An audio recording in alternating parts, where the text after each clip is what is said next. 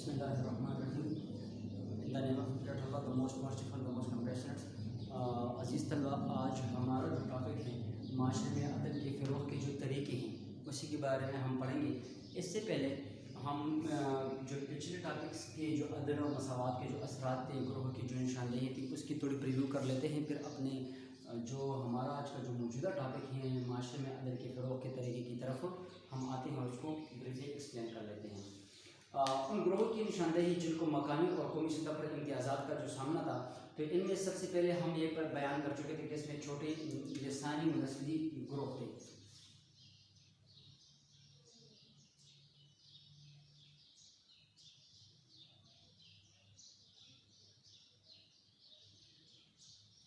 چھوٹے لسانی و نسلی گروہ یہ ہم پڑھ چکے تھے کہ اس میں پاکستان میں چھوٹے لسانی و نسلی گروہ کو امتیازی سلوک کا سامنا ہے، اور اگر یہ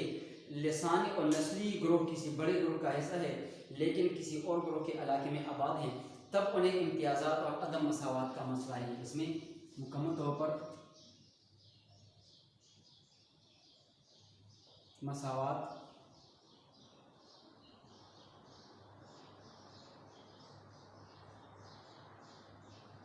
اور عدم قبولیت جسے ہم کہتے ہیں کہ اس میں عدم مساوات اور پھر اس کے بعد عدم قبولیت کا فیکٹر زیادہ ہوتا ہے۔ ان تمام چیزوں میں اگر ہم عدم مساوات اور امتیازات کو رکھتے ہیں تو سب سے پہلے اس میں امتیازات بہت زیادہ آ جاتے ہیں۔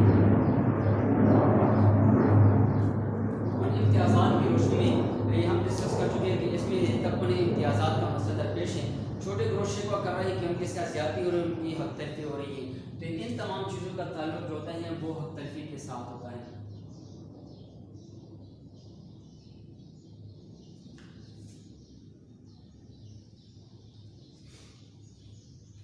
پھر ہم یہ بھی پڑھ چکے تھے کہ اس میں جو دوسرے نمبر پر ہیں جو مذہبی اقلیتیں ہیں کہ ان میں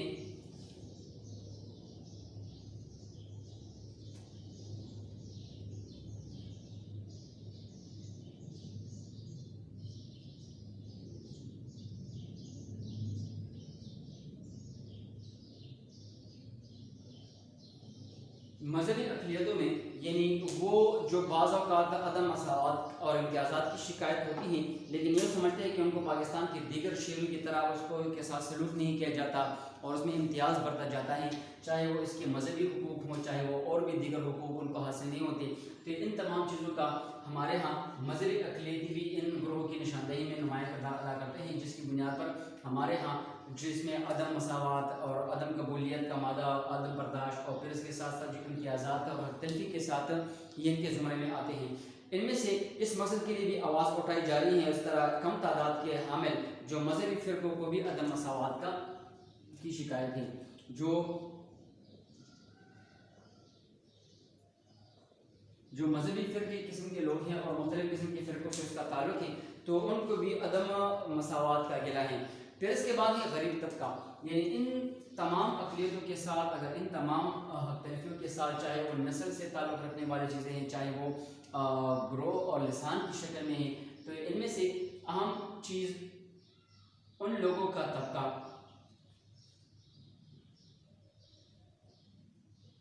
یعنی غریب لوگ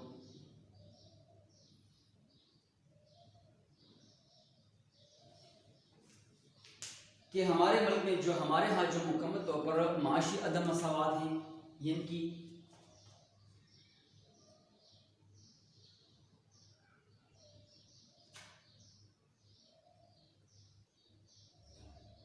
معاشی عدم مساوات کا سامنا ہے۔ پھر اسی کے ساتھ ساتھ ان غریب لوگوں کو دیگر ایسی چیزیں جس کی وجہ سے امتیازات کی وجہ سے طبقات پیدا ہو چکی ہیں،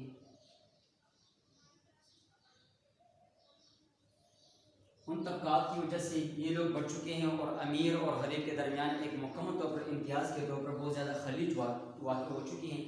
پھر اس کے ساتھ ساتھ جو ہمارے ہاں جو ملکی وسائل اور سہولیات پر جو قبضہ جو اجارہ داری ہے وہ صرف امیر لوگوں کی ہیں، جاگیرداروں کی ہیں اور وہ تمام تر وسائل سے مالا مال ہیں، اور اسی کے ساتھ ساتھ غریب طبقہ مکمل طور پر معاشی عدم استحکام کی وجہ سے اور عدم مساوات کی وجہ سے طبقات میں بڑھ چکی ہیں اور مختلف قسم کی ضروریات زندگی کے لیے بھی سرگرداں ہیں۔ ان تمام چیزیں ایسے واقع جو موجودہ امیر طبقہ جو ہے وہ دولت جمع کرنے میں لگا ہوتا ہے اور غریب کو ضروریات زندگی بھی میسر نہیں ہوتی. ایسے لوگ اکثریت میں نہیں ہیں بلکہ سیاہ و سفید کے مالک وہی کم تعداد میں لوگ ہیں جو دولت اور ملکیت کی فراوانی کی وجہ سے مکمل طور پر یہ لوگ چاہے وہ سماجی حیثیت کے مطابق ہو, چاہے وہ سیاسی حیثیت کے مطابق ہو, چاہے وہ مذہبی حیثیت کے مطابق, چاہے وہ معاشرتی حیثیت کے مطابق ہو, ہر ایک لیول کے مطابق یہ غریب طبقہ مکمل طور پر متاثر ہوتا ہے. پھر دیگر ان تمام وجوہات میں ہم یہ بھی پڑھ چکے تھے کہ اس میں ہمارے ہاں جو سیاسی کارکنان آتے ہیں, یعنی اس میں سے جتنے بھی ان گروہوں کی نشاندہی کے سلسلے میں جس میں ہمارے ہاں سیاسی کارکنان, سیاسی قائدین اور سیاسی جماعتوں کے جو تمام ارکان کا استحصال کرتی ہیں, ماشاء اللہ کے سخت اور مشکل حالات میں بھی ان کارکنان سے قربانیاں لی جاتی ہیں اور حاصل کی جاتی ہیں. غربت اور بے روزگاری ان کی وجوہات میں شامل ایک مضبوط قسم کی اور مکمل طور پر وجہ ہے. جو غربت کی وجہ سے غریب لوگوں تمام لوگ اس کا سامنا کرتے ہیں, اور اسی کے ساتھ ساتھ جو اس میں جو بے روزگاری کے ساتھ ساتھ جو دوسری ہیں وہ غربت ہے. ان تمام چیزوں کے باوجود بھی یہ رضاکارانہ طور پر پارٹی کی خدمت کرتے ہیں. سیاسی جماعتوں کے جو قائدین ہوتے ہیں اس سے سیاسی مفادات اور اس سے مکمل طور پر تمام مفادات حاصل کر لیتے ہیں. پھر جب ان رضاکار لوگوں کی, چاہے وہ جو غریب طبقے کے لوگ ہوتے ہیں, جو امیر لوگ استعمال کرتے ہیں کسی بھی طریقے سے کسی بھی اینگل کے مطابق, پھر جب ان کے مفادات کی بات آ جاتی ہے تو اس کو پس پش ڈال دیا جاتا ہے اور اس کو مکمل طور پر نظر انداز کر لیتے ہیں. تو جب سیاسی جماعتیں اقتدار حاصل کر لیتی ہیں, ایوان تک پہنچ جاتی ہیں, تو پھر یہی قائدین اپنے کارکنان کو بھول جاتے ہیں. پھر اس کے بعد ہمارے یہاں ان تمام چیزوں میں چھوٹے اور لسانی نسلی گروہوں میں جس طرح ہم ان تمام چیزوں کی بات کر چکے ہیں, پریویو کر چکے ہیں, کہ اس میں سے سب سے بنیادی طور پر ہمارے یہاں جو سفر ہوتا ہے طبقہ وہ زیادہ تر معذور, یتیم, بیوائیں اور اس قسم کے جو بچے ہیں جو اس کے ساتھ بھی امتیازی سلوک روا رکھا جاتا ہے, اور ان لوگوں کو معاشرے کا فعال جو رکن ہے اور ممبر ہے وہ نہیں سمجھا جاتا, جس کی بنیاد پر وہ اس کے حقوق کا احتساب کیا جاتا ہے, اور پھر اس کو بنیادی طور پر وہ سفر ہو جاتے ہیں کہ وہ احساس محرومی میں چلے جاتے ہیں.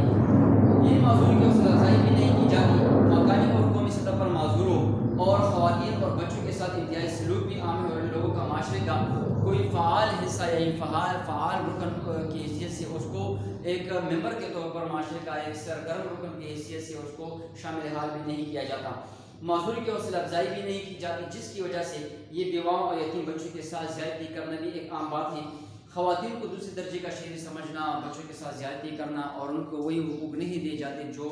ہمارے مذہب اسلام نے اور اس کے ساتھ ہمارے ایک اسلامی معاشرے کی پروان کے سلسلے میں جو ان کو دینے چاہیے ان کو حاصل ہوں. پھر کچھ طبقات کے تحفظ اور انسانی حیثیت اور مساوی حیثیت دلانے کے لیے بھی مؤثر قانون سازی کی ضرورت ہے, تاکہ وہ بچے جو یتیم یسیر ہیں اور پھر اس کے ساتھ جو یتیم بیوائیں ہیں, معذور جو ہیں, ان کی مکمل نگہداشت, اس کی مکمل پرورش اور اس کی مکمل تحفظ, کسی بھی قسم کی بنیادی ضروریات جو انسانی حقوق کے حوالے سے ان کو حاصل ہونے چاہیے, دینے چاہیے, تاکہ وہ ریاست ان کو میسر کر سکے اور دے سکے.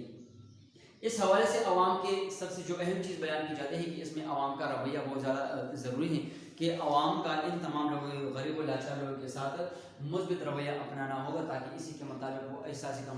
کمتری اور محرومی سے نکل کر, مایوسی سے نکل کر اپنے حصے کی جو زندگی ہے وہ خوشحال زندگی اپنے معاشرے میں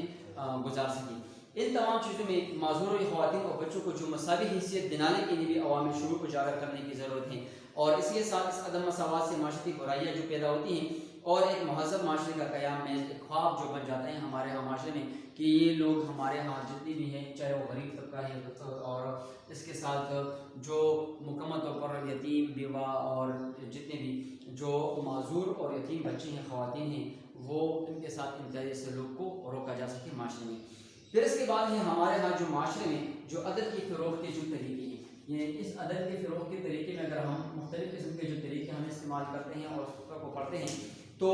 دیگر معاشروں کی طرح پاکستانی معاشرے میں عدم مساوات اور امتیازات پر قابو پانے کے لیے مختلف قسم کے جو طریقے ہیں, مختلف قسم کے طریقے کے فروغ کے لیے جو اقدامات کیے جا رہے ہیں وہ ہم ذیل میں بیان کرتے ہیں, کہ وہ کون کون سے ایسے طریقے ہیں جو کارآمد ثابت ہوتے ہیں, جس کی بنیاد پر اپنے ہی معاشرے میں جو عدل کے فروغ کے جو طریقے ہیں وہ ہم اس کو قابل عمل لا کر اپنے معاشرے میں عدل کے فروغ اور مساوات کے فروغ کو پروان چڑھائیں. سب سے پہلے اس میں آزاد عدلیہ ہے، یعنی آزاد عدلیہ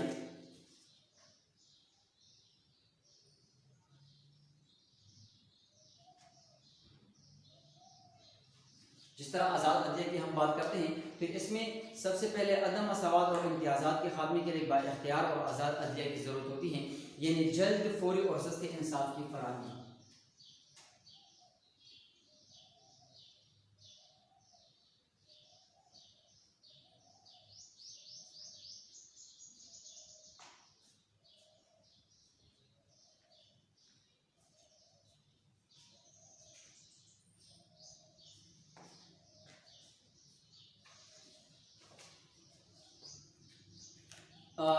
فوری اور سستے انصاف کی فراہمی اور دادرسی کا بہترین اور مؤثر طریقہ یہ بھی ہے کہ تب ممکن ہے جب عدلیہ آزاد ہو اور با اختیار ہو، یعنی اس میں سے جو عدلیہ کی آزادی کی ہم بات کرتے ہیں تو اس میں یہ بات بھی سامنے آ جاتی ہے کہ اس میں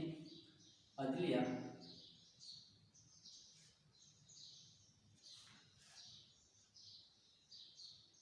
طور پر آزاد اور خود مختار ہو، تاکہ وہ اپنے فیصلے آزادانہ طور پر کر سکے اور خود مختار ہونے کی حیثیت کے مطابق وہ اپنے فیصلے کر سکے، آزاد اور با اختیار ہو۔ اور اس میں سے یہ بات بھی بیان کی جاتا ہے کہ خود مختار کے ساتھ ساتھ با اختیار ہو،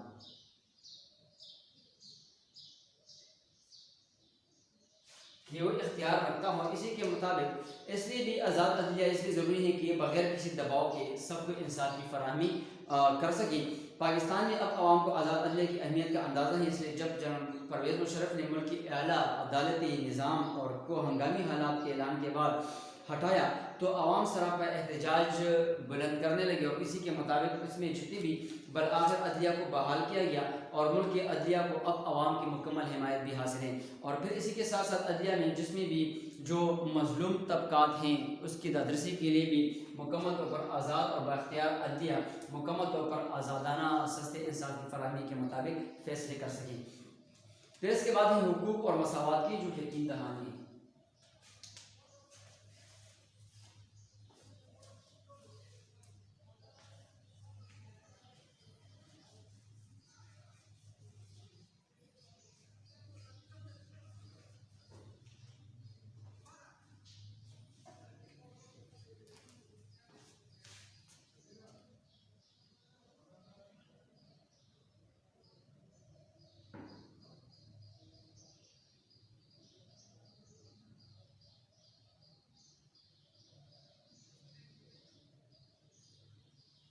حقوق اور انصاف کی جو یقین دہانی کے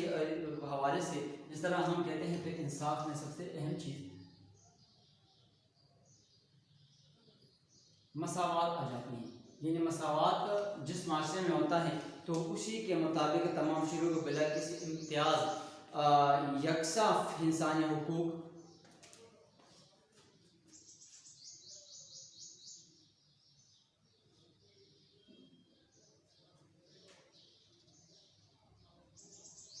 پھر اس کے ساتھ ساتھ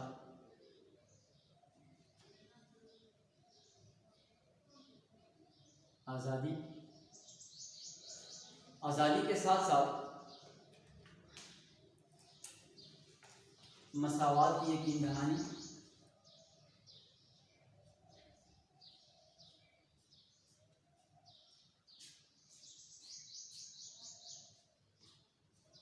کو یقینی بنایا جائے، یعنی ان تمام چیزوں کے بلکہ اسے عملی طور پر مکمل اور ممکن بھی بنایا جائے۔ تو ویسے تو پاکستان میں دستور 1973 کے دفعات 8 تا 28 انسانی حقوق کے حوالے سے ہیں۔ اگر ہم پاکستان کی 1973 کے آئین پر نظر رکھیں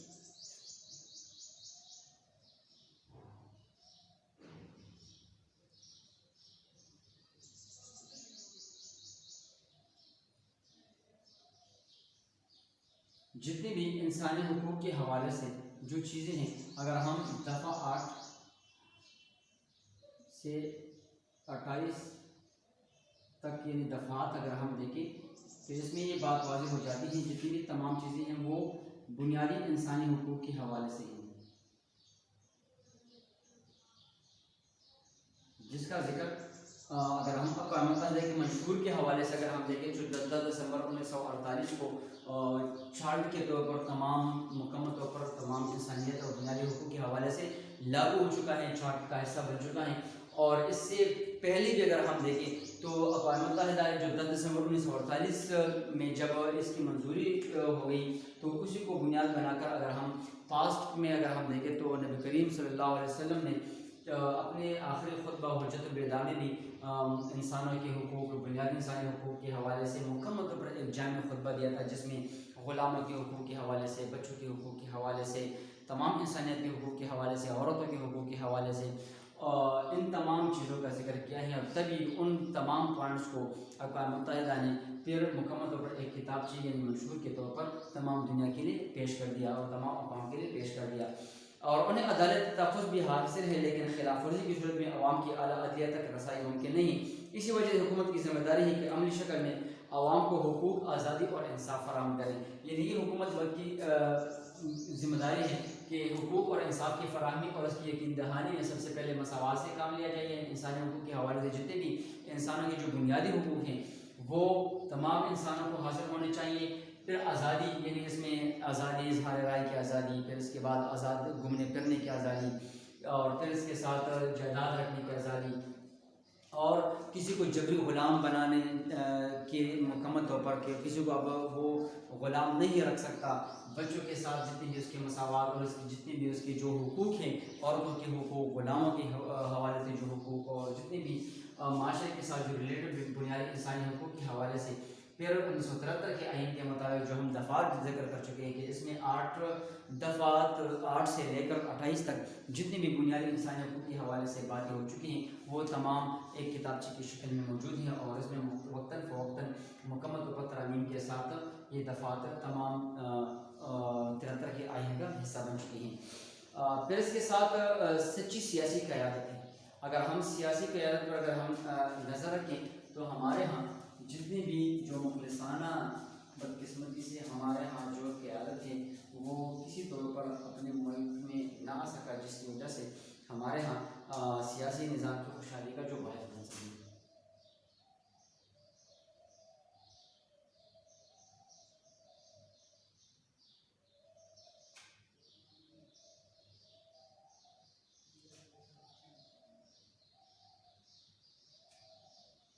سچی جو سیاسی قیادت ہے اس میں سیاسی نظام اور عوام کی خوشحالی سب سے اہم چیز. اس میں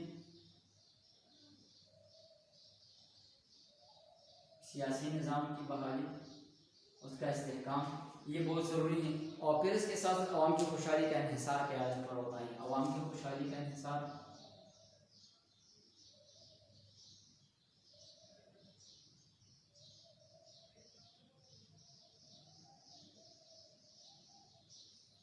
وہ عوام اس کی قیادت پر ہوتا ہے. اگر قیادت مضبوط ہو تو اپنے ملک اور عوام کے لیے فیصلے بہتر انداز میں کریں گے. تمام فیصلے اور قانون سازی سیاسی قیادت ہی کرتی ہیں. جب قیادت سچی ہو تو پھر پالیسیاں اور قوانین عوام کے حق میں ہوتی ہیں. جب قیادت یعنی مخلص ہو، سچی ہو، تو پھر تمام فیصلے اور تمام جو سیاسی جو قوانین ہیں، پالیسیاں ہیں، وہ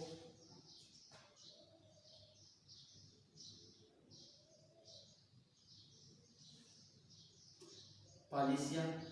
ملکی مفاد میں بنتی ہیں. اور پھر اس کے بعد جو جتنی بھی فیصلے ہوتے ہیں اور قوانین ہوتے ہیں وہ عوام کے حق میں ہوتے ہیں.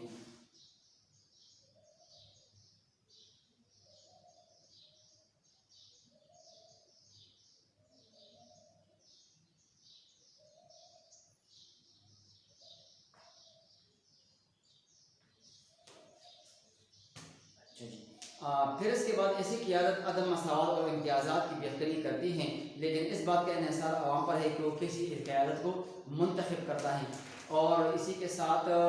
یہ کہنا بھی بے جانا ہوگا کہ فیصلہ عوام کے ہاتھ میں ہوتا ہے کہ وہ مخلص، دیانتدار، ایماندار، تعلیم یافتہ، محب وطن، ایماندار، اور پھر اس کے بعد متحرک قیادت کا انتخاب ذاتی مفادات سے ہٹ کر قومی سوچ کے ساتھ کرنا چاہیے. یعنی ان میں سے سب سے اہم چیز جس طرح ہم بیان کر چکے ہیں کہ سچی قیادت ہی سیاسی نظام کی بہتری اور عوام کی خوشحالی کا انحصار اس پر ہوتا ہے. اور اسی کے ساتھ ساتھ اگر سیاست قیادت سچی ہو اور مضبوط ہو تو اس میں جس کی جو ملکی مفاد کے لیے جو پالیسیاں بنتی ہیں وہ ناقص ہونے کی بجائے مضبوط ہوتی ہیں اور وہ ملکی ترقی کی راہ میں گامزن ہوتی ہیں. پھر اس کے ساتھ ساتھ جو فیصلے وہ کرتے ہیں قیادت میں کہ انڈر سپرویژن اس کی ماتحتی میں تو عوام کے حق میں وہ تمام فیصلے ہوتے ہیں. اور پھر عوام پر ڈپینڈ کرتا ہے کہ اگر وہ عوام کسی ملک کسی ریاست کے جو عوام ہوتے ہیں وہ اپنی قیادت کو کس حد تک کامیاب بناتے ہیں اور کون کون سے لیڈر وہ اپنے سامنے لے کے آتے ہیں ایوانوں تک پہنچا دیتے ہیں. اگر سیاست کی جو ہماری جو قیادت ہوتی ہے اگر وہ سچی ہو, مخلص ہو, ایماندار ہو, دیانتدار ہو اور محب وطن ہو اور اپنے ذاتی وجوہات اور اپنی ذاتی مفادات کی بجائے وہ قومی مفادات کو ترجیح دیتی ہوں تو تبھی ملک ترقی کر لیتا ہے اور اسی کے مطابق اس کی پالیسیاں اس کے تمام فیصلے وہ عوام کے حق میں ہوتی ہیں. پھر اسی کے ساتھ ساتھ اگر ہم ان تمام چیزوں کو کے تناظر میں اگر ہم دیکھیں تو یہ بات بھی سامنے آ جاتی ہے کہ اس میں جو جتنے بھی فیصلے ہوتے ہیں وہ عوام کے حق میں ہوتے ہیں اس وجہ سے کہ مطلب اگر مخلص اور ایماندار اور دیانتدار جو قیادت ہوتی ہیں اگر وہ انصاف پر مبنی مساوات اور آزادی کے ساتھ فیصلے کر لیں اور اس کے جو عدالتی نظام سے ہوتے ہیں اور اس کی سیاسی جو قیادت ہوتی ہیں وہ مضبوط ہوتی ہیں اور وہ کسی حد تک وہ پریشرائز نہیں ہوتی تو پھر عوام خوشحال زندگی گزارتے ہیں اور وہ معاشرہ اور وہ نظام اور وہ ریاست روب ترقی ہوتا ہے. پھر اس کے بعد ہے مذہبی اقدار کا فروغ. جس طرح ہم کہتے ہیں کہ مذہبی اقدار میں جتنے بھی ہمارے ہاں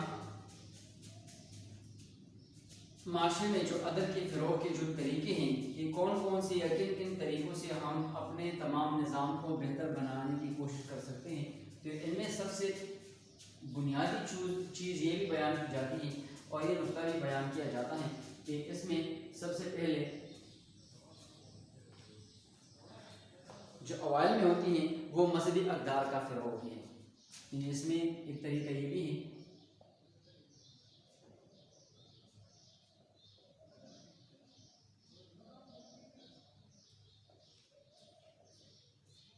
مذہبی اقدار کی فروغ میں بھی اگر ہم بات کر لیتے ہیں تو اسلام جو مذہب اسلام پاکستان میں اس کو صحیح روح کے ساتھ سمجھنے کی اشد ضرورت ہے اور مذہب کے حوالے سے سب سے اہم چیز اگر ہم مذہب اسلام کو ہم ڈیفائن کر لیتے ہیں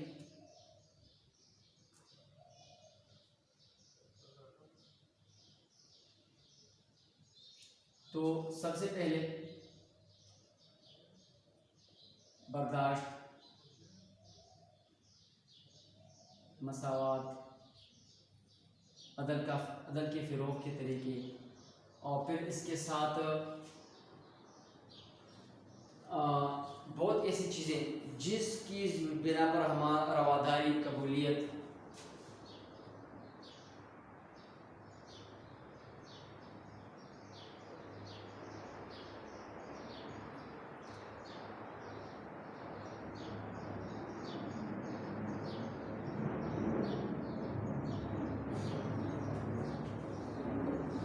اور پرامن انداز میں دوسروں کو سمجھنے کی ضرورت ہوتی ہے. اسلام نے اقلیتوں کو جائز اور قابل احترام مقام دیا ہے, اس کی قدر ہونی چاہیے. اسلامی تعلیمات انسانی اصلاح کا بہترین ذریعہ بھی ہیں, یعنی ان تعلیمات پر عمل ہونا چاہیے اور ہمیں ثابت کرنا ہوگا کہ ہم معیاری اور صحیح مسلمان ہیں. دوسرے کے لیے ہمیں ایک مثال بننا ہوگا اور جب مذہب صحیح اور مذہبی اقدار صحیح معنوں میں فروغ دیتا ہو, فروغ حاصل ہوتا ہو تو تب ایک معیاری معاشرہ قائم ہوتا ہے. جس معاشرے میں تمام جو خصوصیات ہوتی ہیں, جس طرح ہمارے ہاں مذہب اسلام مذہبی اقدار کے فروغ کے جو طریقے بیان کرتے ہیں کہ ایک پرامن مذہب ہونے کے ناطے اسلام اس میں برداشت, مساوات, عدل, رواداری اور قبولیت کے جیسے جذبے اور دوسرے کے ساتھ بلائی اور ہمدردی کا جذبہ جس معاشرے کے لوگوں میں پایا جاتا ہو تو اس معاشرے میں مکمل طور پر پرامن انداز میں لوگ زندگی گزارتے ہیں اور وہ معاشرہ تمام دنیا کے معاشروں کے ایک بہترین نمونہ اور بے نظیر نمونہ ثابت ہو سکتا ہے. پھر اس کے بعد انسانی اخلاق یعنی سوچ یعنی ڈپینڈ کرتا ہے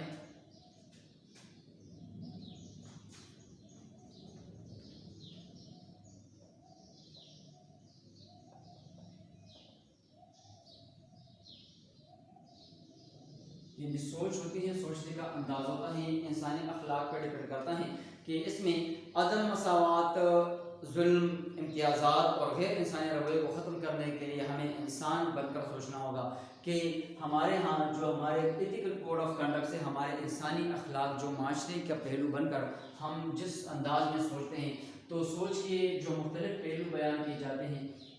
اگر کسی معاشرے میں لوگوں کی سوچ مثبت ہوتی ہے تو اس کی ترقیاتی کاموں میں بہت زیادہ وہ زندگی اور اپنی سوچ کو صرف کرنے کی کوشش کرتے ہیں اور تخلیقی کام بہت سر انجام دیتے ہیں۔ اس کے مقابلے میں اگر منفی سوچ رکھنے والے لوگ ہوتے ہیں تو اس میں اخلاقی اقدار، انسانی اقدار بہت کم ہوتے ہیں اور وہی معاشرہ ترقی کی بجائے وہ تخریبی سرگرمیوں میں مبتلا ہو جاتا ہے اور اس میں مصروف ہو جاتا ہے، اور اسی وجہ سے لوگ اور وہ معاشرے کے جو لوگ ہوتے ہیں وہ کم ترقی کر لیتے ہیں یا ترقی کا عمل اس میں رک جاتا ہے۔ ایک دوسرے کو نیچا دکھانے کے لیے اور بغض، حسد، کینہ، تمام چیزیں یہ منفی سوچ پر ڈیپینڈ کرتی ہیں اور جو معاشرے میں پروان چڑھتی ہیں اور بہت سے اخلاقی اور بہت سی جو جتنی بھی اور برائیاں ہیں اس میں لوگ مبتلا ہو جاتے ہیں۔ اسی طرح ہمیں یہ احساس بھی ہونا چاہیے کہ جب دوسرا بھی انسان ہے، اسے بھی میری طرح پیاس و بھوک لگتی ہے، انہیں بھی آرام کی ضرورت ہے، اس کے بھی میری طرح چھوٹے چھوٹے بچے ہیں، اسے بھی میری طرح سردی اور گرمی لگتی ہے اور اسے بھی میری طرح سر چھپانے کی جگہ چاہیے۔ یعنی اپنے ضروریات زندگی پر نظر دوڑا کر دوسروں کے لوگوں کے لیے بھی وہی سوچنا جو آپ اپنے بارے میں مثبت سوچتے ہیں، وہی سوچ رکھنا کہ اپنے بلائی کی جب آپ سوچتے ہیں تو دوسروں کو بھی خیال رکھیں کہ اپنے بلائی چاہتے ہوئے دوسروں کی بلائی چاہنا، دوسروں کی خیر چاہنا اور اسی کے مطابق کسی کے لیے بھی اپنی منفی سوچ نہ رکھنا، یہ ایک پرامن اور بہترین معاشرے کی خصوصیات میں شامل ہے کہ اور اس انسانی اقدار یعنی جس طرح بھی آپ اپنی جو ہیومن بیہیویئر ہے، انسانی جو رویے ہیں اس میں مثبت کا پہلو شامل کرنا چاہیے۔ ہمیں یہ سوچ قانونی پابندیوں کی وجہ سے نہیں بلکہ اخلاقی طور پر اختیار کرنی چاہیے۔ جب ہم ایک دوسرے کو مساوی سمجھیں گے تو عدم مساوات ختم ہو جائیں گے، یعنی اس میں جو امیر و غریبی کا جو فیکٹر ہے اور عنصر ہے، اس میں ہم اپنے آپ کو اونچا دکھانے، دوسروں کو نیچا دکھانے کی کوشش کرتے ہیں، تو یہ انسانی اخلاق اور پھر اس کے بعد اس کی سوچ پر ڈپینڈ کرتی ہیں۔ اپنے آپ کو، اپنے خاندان کو یا اپنی نسب و گروہ کو نسل اور لسان کی وجہ سے برتر سمجھنا اور دوسروں کو نیچا اور کمتر سمجھنا، یہ منفی سوچ پر ڈپینڈ وہی چیزیں ہیں جو ہمارے انسانی اخلاق کے مطابق ہوتی ہیں۔ تو ان تمام چیزوں سے ہمیں اجتناب کرنی چاہیے اور مثبت سوچ کو اپنے پہلو میں بنا کر اور اس کو اپنانا چاہیے تاکہ انسانی اخلاق کے دائرے میں ایک اچھے معاشرے کی پروان ہو سکے۔ پھر ان میں سے ہم ایک دوسرے کو مساوی سمجھیں گے تو عدم مساوات بھی خود بخود ختم ہو جائے گی۔ پھر اس کے بعد ہے انصاف، مساوات اور حقیقی آزادی کے لیے جو جدوجہد کر لیتے ہیں، تو یہ بات بھی بالکل واضح ہے کہ لوگ اپنی حقوق اور آزادی کے لیے خود بھی آواز اٹھانی پڑتی ہیں، جس کی وجہ سے لوگوں کے دلوں میں رہتی ہیں اور اسی کے مطابق وہ جب لوگ مر بھی جاتے ہیں تو ان کی یادیں رہ جاتی ہیں۔ تو کوئی نظام اگر ہم ہیں، حکومت ہیں، ادارہ ہیں یا قانون ہیں، اس کی حفاظت نہیں کر سکتا۔ پھر اس کے ساتھ ساتھ اگر ہم اللہ تعالیٰ کے ارشاد خداوندی پر ہم غور کر لیتے ہیں یا نظر رکھتے ہیں تو یہ بھی ہے کہ جو خود اپنی حالت بدلنے کی کوشش نہیں کر سکتا، کوئی بھی قوم اس کی حالت نہیں بدل سکتا، تو خدا بھی اس کی حالت نہیں بدلتا۔ عدم مساوات، امتیازات اور ظالمانہ رویوں اور سرگرمیوں کے خلاف آواز اٹھانی پڑے گی، جس کی وجہ سے ہمیں خود سستا انصاف کے حصول کے لیے بھی کوشش کرنی چاہیے۔ یعنی دوسروں پر ڈپینڈ نہیں ہے، ہر کوئی بندہ اگر خود بخود اچھا بن جائے اور اپنے مذہبی اقدار کی فروغ کے لیے انسانی اخلاق کے دائرے میں تمام چیزوں کو اپنے ہی معاشرے کی تشکیل میں اور بہتر تشکیل میں اگر ان تمام برداشت و مساوات، عدل و رواداری، قبولیت اور تمام چیزوں کو مثبت پہلو کو اپنی زندگی میں لے کے آئیں تو معاشرے میں مکمل طور پر برائیاں، جو اخلاقی برائیاں ہیں وہ ختم ہو سکتی ہیں اور ہمارا جو معاشرہ ہے وہ پرامن معاشرہ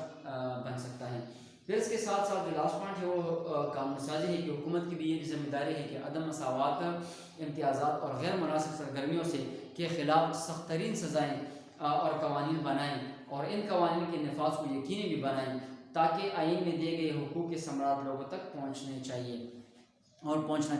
یعنی ان میں سے حکومت کو بھی چاہیے کہ اس میں مذہب کی فروغ، انسانی حقوق کے حوالے سے جتنی بھی جو اقدار ہیں اور پھر اس کے ساتھ ساتھ جتنی بھی وہ حقوق جو قوانین کے دائرے کے اندر رہتے ہوئے اپنے معاشرے کی تشکیل اور اس کے فروغ کے جو طریقے ہم بیان کرتے ہیں اس کے لیے ممد و مددگار اور معاون ثابت ہو سکتے ہیں، تو حکومت کی طرف سے بھی اس کی پوزیشن ہونی چاہیے اور اس پر عمل درآمد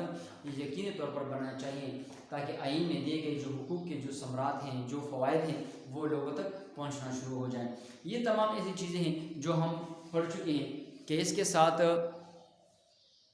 مکمل طور پر جس طرح ہم یہ وہی پوائنٹس تھے جس طرح ہم عدل و مساوات کے جو اثرات تھے وہ ہم پچھلی ٹاپک میں پڑھ چکے تھے، پھر اس کے گروہ کی نشاندہیاں ہم پڑھ چکے ہیں، اس کی پریویو کر چکے ہیں، اور پھر معاشرے میں عدل کے فروغ کے جو طریقے ہم بیان کر چکے ہیں کہ اس میں کون کون سے ایسے طریقے تھے جو ہمارے ہاں معاشرے کی تشکیل میں اور اچھے فروغ عدل کے فروغ کے طریقے میں شمار ہوتے ہیں۔ تو اس میں ہم پڑھ چکے ہیں کہ آزاد عدلیہ،